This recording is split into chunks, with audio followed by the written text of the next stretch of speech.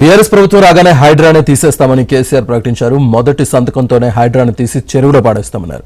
కాంగ్రెస్ పాలనలో రాష్ట్రంలో ఏ ఒక్కరూ సంతృప్తిగా లేరని అన్నారు కేసీఆర్. ఈ అందానికి ఒకటి బోడముండ హైడ్రాని తెచ్చిపెట్టింది. దానికి ఆ హైడ్రాకు ఆ పిసిసి ప్రెసిడెంట్ అనుకోడు ఆయన, కాంగ్రెస్ కమిటీ అధ్యక్షుడు, ఆయన నిజామాబాద్లో పోయి చెప్తుండు, హైదరాబాద్లో హైడ్రా, నిజామాబాద్ కూడా తెత్తాం బిడ్డ, నిజామాబాద్లో నిడ్రా, రేపు జగిత్యాలలో కూడా జిడ్రా అంటాడు. ఇక అది ఏం కావాలి? మొత్తం పేదల కొంపలని కూల్చుడేనా? కేసీఆర్ రాజ్యానికి వచ్చినప్పుడు 3.5 లక్షల మందికి పేదలు ఎక్కడ ఉన్నారో అక్కడనే పట్టాలు ఇచ్చినాం. వాళ్ళని ఆగం చేయకుండా పాపం గరీబోళ్ళు 3.5 లక్షల కుటుంబాలకు హైదరాబాదు చుట్టుపక్కల వేరే పట్టణాల్లో కూడా పట్టాలు ఇచ్చిన వాళ్ళని బతకనిచ్చినాం. ఇలా ఏం కూలగొట్టుడు? అది పుస్తకాలు కూడా తీసుకుని పోరాటాలు చదువుకునేటి అంతే గిరితమా? నేను ఒక్కటే మాట మనం చేస్తా ఉన్నా, గ్యారంటీగా బీఆర్ఎస్ గవర్నమెంట్ వచ్చేది ఖాయం. మొట్టమొదటి రోజులనే ఈ ఐటాంటోని ఎత్తి అవతల వరేస్తామని చెప్పి నేను మనం చేస్తా ఉన్నా. అన్ని స్కామ్లు, కుంభకోణాలు, భూ కబ్జాలు, పొద్దున్న లేస్తే పేపర్ తిప్పితే బాధ కలిగేటువంటి పరిస్థితులు. సో ఈ రకంగా సింగరేణి, అద్భుతంగా ఉన్న సింగరేణి నాశనం చేసి ఇలా బొగ్గులకు స్కామ్, సివిల్ సప్లైస్ల స్కామ్, మొత్తం అని కూడా స్కామ్లు, దోపిడీ తప్ప ప్రజలకు పనిచేసే పరిస్థితి లేదు. మరి ఏం జరగాల? శాతం అయితే లేదా ఈ ప్రభుత్వానికి? యూరియా బస్తాలకి రాబాయి అంటే యాప్ పెట్టినే ఉంటాడు. దుకాణంలో లేకపోతే యాప్లకి వెళ్తాయా? ఈ దమ్ముంటే తెచ్చి దుకాణంలో పెట్టాలి, కానీ ఆ యాప్లు పట్టుకొని తిరిగితే కాళ్ళకు వాపులు వస్తాయి, బస్తాలు మాత్రం దొరుకుతలేవు. నిజమేనా నేను చెప్పేది? యాడ చూసిన ఎరువు బస్తాలు కూడా శాతగా ఆఖరికి.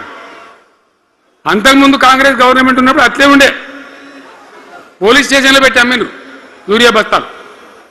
ఇవాళ మళ్ళా చెప్పుల లైన్లు, కాళ్ళకు వాపులు రావాలి. ఆటో రిక్షానికి చెప్తే 10 బస్తాలు వేసుకోవాలంటే పొలం కాడ వచ్చేస్తుండే. ఇలా యూరియా కోసం ఇంత బాధన? ఇది ఎంత అసమర్థమైన ప్రభుత్వం, ఎంతగాని శాతగాని ప్రభుత్వం.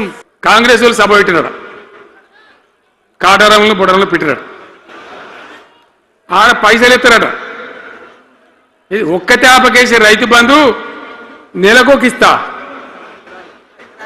ఎకరానికా అంటే 2 నెలలకు ఒక ఎకరానికి అంతేనా? 6,000 వేసినాం మా అంతా సిపాయిలను బొచ్చగొట్టుకుంటారు. ఆనాడు ఎట్లా పడేది రైతు బంధు? 10 రోజుల గ్యాప్లో మొత్తం రైతులకు వచ్చేసింది. టంగ్ మన సెల్ ఫోన్ మోగుతుండే, మంచిగా టింగున పోయి బ్యాంకుకి వెళ్ళి తెచ్చుకుంటుండే. ఎక్కడ పోయి మరి? ఏం మాట్లాడిండు? ఉరుకుని బ్యాంకులో పోయి 2 లక్షలు 3 లక్షలు లోన్ తెచ్చుకొని తెల్లారే ఆనాడే సంతకం పెడతాం, లోన్లన్నీ మాఫీ అయినాయా? ఇట్లా అడ్డగోలు నోటికొచ్చిన మాటలు చెప్పి, ఇష్టం వచ్చిన కథలు చెప్పి అర్రాసు పాడవన్నట్ట. కేసీఆర్ 10,000 ఇస్తాడా, మేము 15 ఇస్తాం. పింఛన్లు 2,000 ఇస్తాడా, మేము 4,000 ఇస్తాం. వికలాంగులకు 4,000 ఇస్తాడా, మేము 6,000 ఇస్తాం అనే వరకల్లా మన వాళ్ళు మోసపోయింది. పొద్దున్న లేస్తే కేసీఆర్ చావాలి, నువ్వు 1000 జన్మలు ఇచ్చినా నేను చావనా కొడుకు అనుకుంటున్నావు.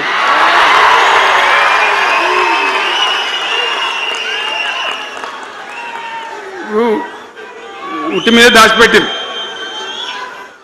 మన ఇళ్ళలో దాతారు కదా, ఏది ఉట్టి అని ఉంటుంది. ఇప్పుడు మీకు తెలుసో లేదో కానీ ఇప్పుడు ఈ మధ్యలో ఫ్రిడ్జ్లు మోపోయిన మునుపు ఉట్టి అనేది ఉంటుండే.